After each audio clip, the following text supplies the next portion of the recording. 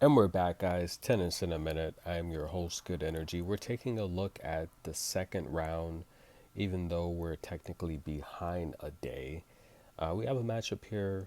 Victoria Azarenka, she's seeded 19th, taking on Podoroska, who's the world's ranked 80th.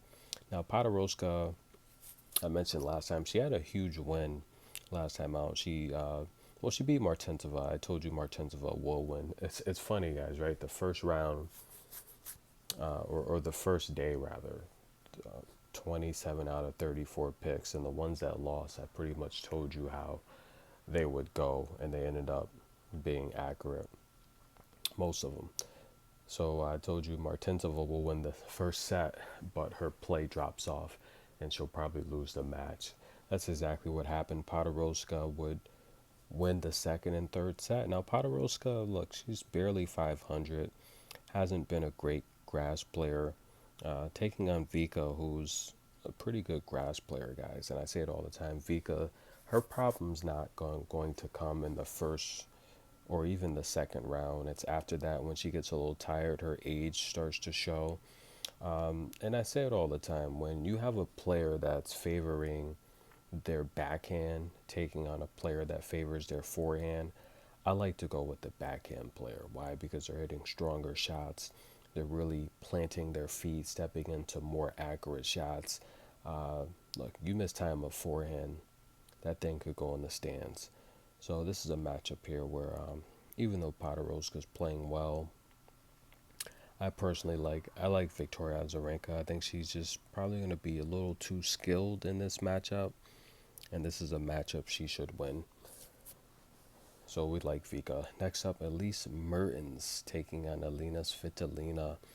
Now, Svitolina's a wild card, but we all know, look, I say it all the time, she's a Hall of Famer. You know, a lot of people hate on her because of her political stance, but I mean, you can't be mad at her. All the tennis courts in our country have been ruined and destroyed, so she's spending her own money to really get things repaired. Like, tennis is her sport, that's her passion, and it's sad, right? Now she's taking on Elise Mertens. These ladies have played a lot. They've played 5 times, and Svitolina owns the head-to-head, even though the most recent, which has been a while ago, um, Elise Mertens won that matchup. Now, in terms of Svitolina, she's winning 14% of her points from her forehand, right? That's fourth in the tournament so far. But I'm very impressed, even though Elise Mertens makes a lot of double faults, she's winning 79% of her first serve. So that's really good to see. Elise Mertens comes into this match winning 7 of her last 10. Svitolina, of course, that deep run at the French Open, winning Strasbourg. She's won 8 of her last 10. Now, we did see the loss to Favertova, as well as she lost to Sabalenka, 2 tough opponents. But Venus Williams, she looked a little iffy, to be honest with you. And Elise Mertens came out really good against Harankakova. And then, I mean, or actually, rather the opposite. She came on slow, and then she ended tough, right? She ended good. This is a matchup where I don't even remember who's the favorite. I think Svitolina's the favorite, if I'm not mistaken. I could see Elise Mertens beating Svitolina, and then again, I could see Svitolina winning. Um, but Elise Mertens might be mentally in a better place right now. But I think this match, I see no way this first set doesn't go over 8.5. I would be shocked if it doesn't. I mean, you got two ladies that really haven't been serving well. You have decent returners. I like the first set to go over 8.5. That's my pick, guys. Get your own. Whatever you do is your decision. You're an adult. Uh, who's next there? Wong and Sophia Kenin. All right, guys. So, a lot of stuff about Coco, Sophia. A couple things. Listen, guys. Sophia Kenin's, she's a lot older than Coco. She's a grown woman, for crying out loud. She's a slam champion. She's a good player, but she's ranked 128th. She's climbing the rankings. She was nearly 200 to start the season. Actually, I think over 200. Listen, if making it inside the top 10 was so easy to do, Sophia Kenin would have been back there. She's been healthy for a while now. Okay, she's not winning. You got people saying like just the most ridiculous things. Oh, winning is 10% talent, it's 90% your team. So, okay, so how come Sophia Cannon's not back inside the top 10? Come on, guys. It's not easy making it inside the top 10. Right? And I said it earlier. If you take Coco and give her Sophia Cannon's ranking, she'll be back inside the top 50. She'll be back inside the top 40, 30, 20 in less than a year because she's going to win all the lower level championships. She's going to destroy that. All that younger talent would not compete with Coco Gauff. There's no way Coco would destroy all of that lower level talent. Coco's solid. By the age of 18, she already beat 15 former or current top 10 players. So you got to really understand that not everyone wins every match, and sometimes you just have a bad match, bad game, bad set. The thing with tennis, people have to realize is you have to find your flow in that game, right? If you're mentally not there, if you're just not feeling it, if your opponent's doing things to get you off your game, like yelling, screaming, you know, that can affect your momentum. That can affect your mental. And the thing with Coco is she's so talented. And it's just a simple point. If making it inside the top 10 was so easy to do, Sophia Kenin would have been there. She's showing you how tough it is. You see how many losses she has to players outside of the top 100. She's got a lot lately. Now, I don't think people really follow tennis. I think they just kind of show up when the big matches happen with an opinion. Sophia Kenin, 16 and 14 this year. She's played 30 matches. She's barely 500. 10 and 17 last year, losing season. 11 and 10 before that. I mean, for crying out loud, she's losing a lot of matches, guys. Sophia Kenin is 37 and 41 the last 3 years. She beat Coco. Yeah, she did. Anyone can beat anyone on any given day. You heard Paula Badosa say that. So I don't think you should overlook someone that's inside the top 10 as not being good. If you're an adult that's unbiased, then, and that's why, sometimes it's tough to have adult conversations in these comments because it's like everything's just so opinionated where people ignore facts. The facts is Coco's the top 10 player. That's what it is. You have to win matches to get inside the top 10. You have to win big tournaments. It's that simple. So Sophia Kenin and Wong, this is going to be a good match, guys. Sophia Kenin's winning 80% of her second serves, while someone like Wong is literally leading the tour in return points. She's winning 61% of her return games. This is a matchup where I see no way the first set not going over 8.5. I don't know. I think last time I checked, was Sophia Kenin the favorite? Probably, yeah. Sophia Kenin's a 2-1 favorite. I could see Wong beating her outright, but the pick is the first set over 8.5. Now listen, guys, this is going to be a test for Sophia Kenin. We're going to see how good she is. If last time Coco played Wong, she destroyed her, right? Am I not mistaken? When's the last time Coco played Wong? Does anyone know? This is a match here where Sophia Kenin, this is a test for her, in my opinion. We're going to see how good she is. Anyone can beat anyone on any given day. Can Sophia Kenin beat Wong? This is a match she should win.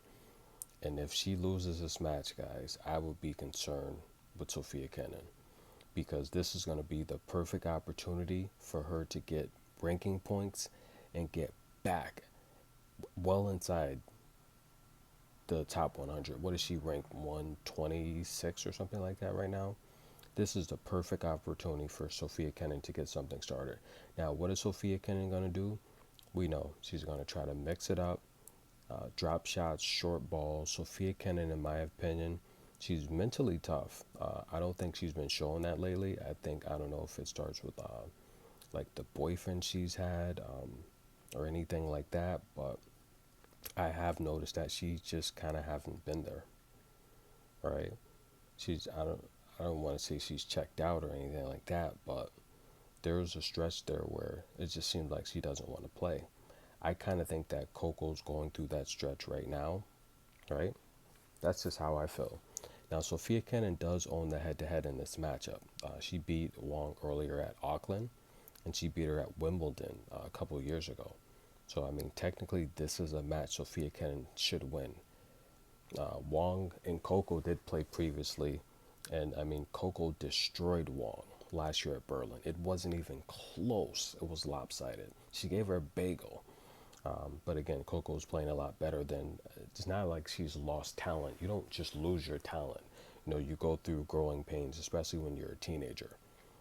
I like the first set over 8.5, but be careful, guys. Sophia Kenin, this is a matchup she cannot lose, and I'm really interested in watching this match. Pegula and Buxa. It's going to be a good match. Pegula and Buxa. Now, Pegula, she's amongst the leaders right now in first serve win percentage. She's winning 71% of those. Now, in terms of Buxa, she's living and dying by her forehand winners, right? 12% of her points are coming off of forehand winners. And I don't know if she can live like that all tournament long because this is not her style. She's getting the opportunities to step up and hit winners with her spin, but I don't know if she can do that all match against someone like Jessica Pegula, who's just too good all around. I mean, Pegula's not going to give her those opportunities to hit forehands down the line. I just don't think it's going to happen. I like Pegula to win this match. Pegula did have a bit of a scare in the first round, but I don't think she'll have any problem getting past Buxa. I think there's a huge difference in skill level between the two. So I do like Pegula to win this matchup. Get into the third round, then things will get really, really interesting. Who's next? Elizabeth. So every now and then, they make a mistake. They actually had, who'd she play? Camilo Osorio. They had Camilo Osorio in this spot against Rebecca. So every now and then they make a mistake. But no, Elizabeth won that match. Now she's taking on Elizabeth. Rebecca's taking on Elizabeth. This is going to be a good matchup. And I mean, right now, Elizabeth, she's amongst the leaders in return points, along with Wong. She's winning 67% of her return points. And in terms of Rebecca's winning 69% of her second serves. I do think Rebecca is the much better server. She's going to take a lot of pressure off of her games by hitting aces. Elizabeth is going to have to serve well. I do think between the lines, Elizabeth is a really good shot maker. Rebecca, though, is tricky. She likes to mix up the heavy topspin like most Spanish players do. Cristina Buxa, Sarah Srivas Termo. It's funny because Paula Badosa is a Spanish player, but she's probably the most unique of them all. Not only is Paula Badosa a left-handed player that plays righty, but Paula Badosa doesn't use that much spin, so that's pretty interesting. She reminds me much more like Garbina Muguruza. Those are probably the two exceptions to the Spanish rule of current Spanish players. This is a matchup where I can't really back Elizabeth, to be honest with you. I think Rebecca, just that huge win over Mayar Sharif, she should be able to beat Elizabeth. But is she healthy? So be careful here because I don't think Rebecca's healthy. She's still wrapped up. She has a bad resting night. She could wake up sore, and that could be the match right there just because she's not healthy. But I'll take Rebecca to win. And then who's next? Senyakova and Sharenko. Right now, you got to watch out for players that are hot. You really, really do. You have to watch out for players that are hot. And right now, it appears that Senyakova is really hot. She beat Ken Win. That's a really good, that's a really solid win. And I think her confidence right now, she's playing with house money. She really has nothing to lose. Taking on Sharenko, who's having an amazing year, is probably going to go down as probably one of her best years ever. She looks really solid. I would be happy, really happy for Sharenko to win this match. I just think, with everything going on in her country, if she can continue just the success she's having this year, it's a beautiful story because she's one of the older players on tour, without a doubt. She's probably like maybe 33 now. I think she turned 33, if not 34. But Look, she's won 7 of her last 10. The win over Claire Liu, it's a very good win. If she beat Claire Liu, she could beat Sinyakova. But Sinyakova, guys, she's won 6 in a row. Qinwen Zhang, Bronzetti, Emma Navarro, Ludmilla, Rodina, Elizabeta. So it's very tough for me to go against Sinyakova in this match here. I mean, in terms of the head-to-head, Sharenko does own the head-to-head, but Sinyakova did win the last match here. My pick is to take Katarina plus 2 service games in the first set as the underdog. It's a good price, guys. Tennis in a minute. Stay tuned for more tennis coverage. I'll see you guys in a little bit.